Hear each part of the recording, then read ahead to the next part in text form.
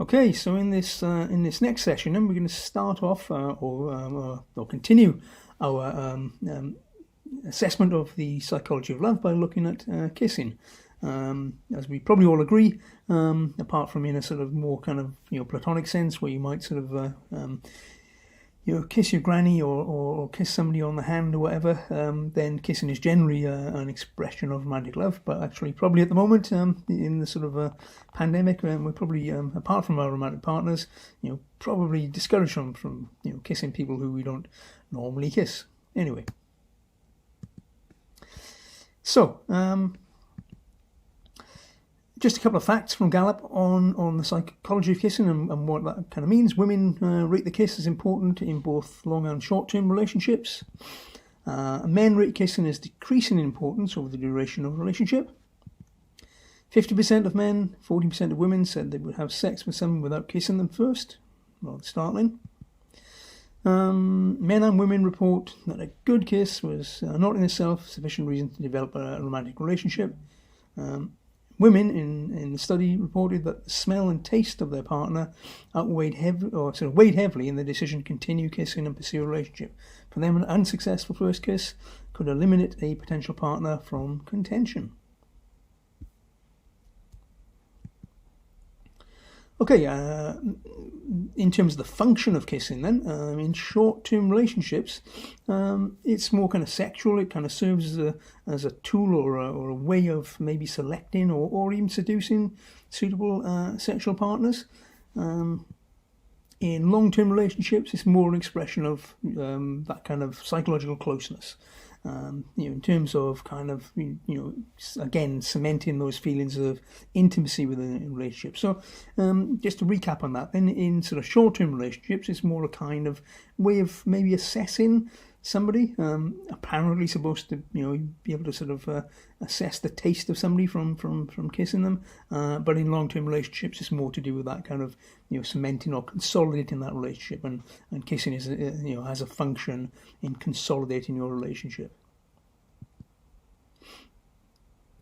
Okay, so are there biological bases? Is there a biological basis of love then? We know that kind of love, we can kind of talk about it, and we can, say that we love certain things, certain people. We can maybe talk about our experiences of, joy, euphoria, or torment, rejection, and we can maybe describe our appearances. But are there sort of real chemical reasons behind these?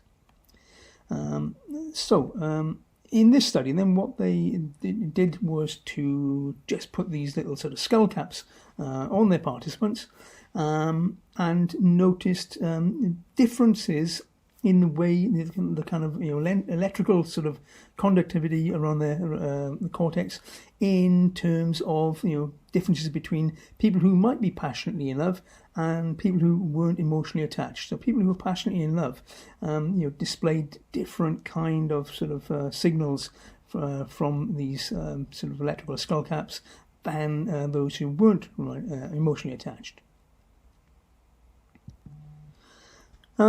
Probably maybe a little more kind of what would I say? It's not scientific, but maybe a better way to do this is through a sort of MRI scanner. And Bartels and Zecchi, they scanned people, asking them to think about someone who was their beloved, or asking them to think about their non-romantic friends. This sort of scanner lets us examine different areas of people's brains which kind of light up in response to certain stimuli. So they were asking people to think either about the people who they were in love with or their non-romantic friends. When they talked about the people who they were in love with, then the areas of their brain associated with sort of joy, euphoria, rewards, I've said here, tended to light up more. When they talked about non-romantic friends, then perhaps these areas lit up a little more as well as the others. So there were differences basically in their sort of the ways in which their sort of brains responded when they were thinking about either their romantic partners or whether they were thinking about their friends. So consistent with that, if we're thinking about our friends in different ways, the ways in which we are thinking about our romantic partners, then it kind of gives us some kind of clue as to, there being a sort of biological underpinning or basis to love. There are also sort of neurochemicals in our brains as well, which are associated with love: dopamine, norepinephrine, phenylethylamine. So according to Leibowitz, there are people who we refer to as attraction junkies. Attraction junkies apparently are people who just like moving from relationship to relationship and enjoying the experience of being in love. As we'll see later, perhaps romantic love doesn't last. Those feelings of euphoria don't sustain for a long period. Therefore, what these people do, who according to Leibowitz are attraction junkies, okay, they're only getting a kind of kick when they're first in love, and therefore they're more likely to sort of move from relationship to relationship just to experience that sort of initial love high at the beginning of a relationship. Anyway, so does love last? Probably rather depressingly, it doesn't. From this study from Huston and Korost, after 2 years of marriage, people express half as much love, or express love to each other half as often as they did at the beginning. So that's not very very optimistic kind of prognosis, is it? And there seems to be more divorce in the 4th year of marriage. I guess many relationships do sustain longer than that, but it when we're talking about people who might report being in love at the beginning of a relationship and then over the course of a relationship, perhaps that kind of drops off, then it tells us maybe that our experiences of love don't last, even though perhaps our kind of feelings of passionate love don't last. But as I distinguish between those two types of love in the last session, passionate and compassionate, might be in that compassionate love sustains, but passionate love certainly does not. And if we look at reports of love, this is an interesting study actually. If you look at these are love marriages, people who got together because they were in love, and arranged marriages. And as you can see, the blue line, which represents the love marriages, the amount of love reported between partners after about 5 years seems to sort of tail off rather drastically and goes right down there at sort of 10 years plus. If you look at the arranged marriages, bizarrely, they start off a lot lower, but they do seem to sort of increase as time goes on to about 10 years and don't really drop off much after 10 plus years. So I'm not too sure how to explain away those results, but that's something you might want to think about in arranged marriages, that where either people sort of grow to like each other, or there's a degree of what we call cognitive dissonance, that if they're married they must love each other. I don't know, but that's the differences between love marriages and arranged marriages then. So why, if it doesn't last, why doesn't love last? It's to do with maybe 3 things: fantasy, novelty, and arousal, according to Dewsbury. Okay, so we got sort of those 3 things, those 3 components, which might be there at the beginning but not there afterwards, which account for the fact that love does not last and does not sustain for a very long period of time. So in terms of fantasy, well, people might fantasize about each other at the beginning perhaps, but maybe as relationships move on, then people don't fantasize nearly as much.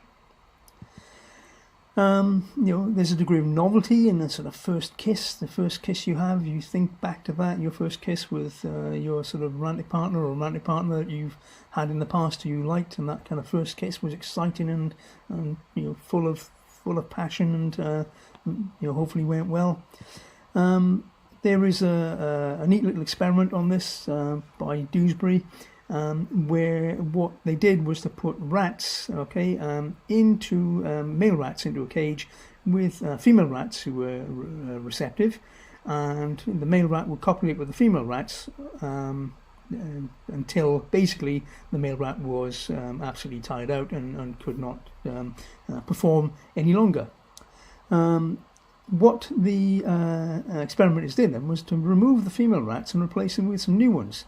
And what they found was that the male rat rather rapidly regained his strength and was able to copulate with the new female rats in a way that he couldn't with the old ones. So it kind of maybe illustrates that degree of novelty in a relationship helps us kind of sustain that, and helps that relationship along. So novelty kind of wears off with the same people perhaps, or with the same rats.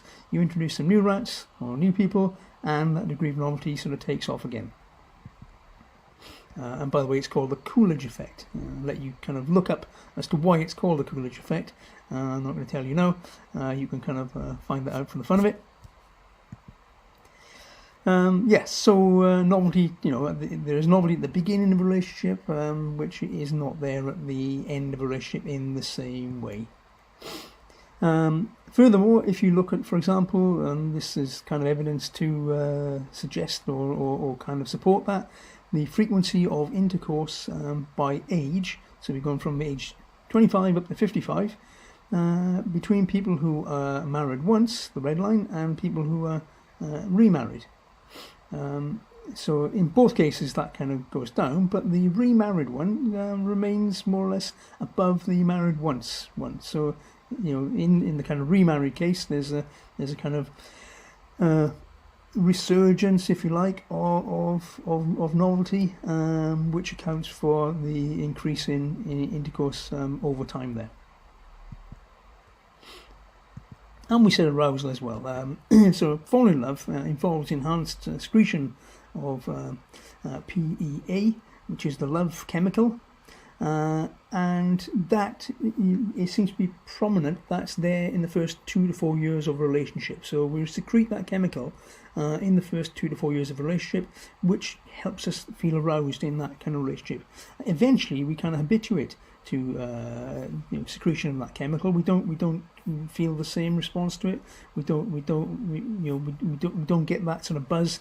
That arousal in the same way, and there's evidence that secretion of PEA is decreases over time, which accounts for our decrease in arousal from being in love.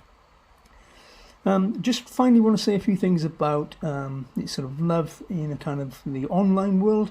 One of the ways perhaps in which this is now expressed over the last maybe 10 years or so is through what we call sexting, which is a portmanteau word between sex and texting. And it involves people either sending each other sexually charged messages, or nude or semi-nude pictures, hopefully between consenting adults. So as I said, it's sending sexually suggested nude or very nearly nude photos of videos of yourself, or those sexually charged messages. According to Leonhardt, even back in 2009, 75% of people said that they'd engaged in sexting, whether that be sending sex messages themselves or receiving them. So it does seem there's quite a high proportion of people in a sort of younger age group who engage in sending sext messages. I said a little bit earlier about sort of validation in terms of intimacy, and we've done some work on that, which if you're interested I can talk to you about, or email me, about sort of getting likes or not getting likes in social media, and how that kind of degree of validation might either support a relationship and conveys affection, or whether that kind of not getting likes or likes and not getting that validation in social media, how that might interfere with the relationship. And the very fact that people might demand to get some degree of validation. And finally, we also came up with a scale as well, which attempted to measure sort of online romantic attachment, such as sort of texting each other every day, sort of liking what your partner posts, sending a good morning message, that kind of thing. So because we do now exist with sort of social media and online communication, it is entirely possible to convey a sense of affection in that way, and those kinds of things are kind of in the early stages of research, but it was just to kind of get you thinking about that. So that's all I've got to say about the psychology of love, and in the next session we're going to look at the psychology of jealousy.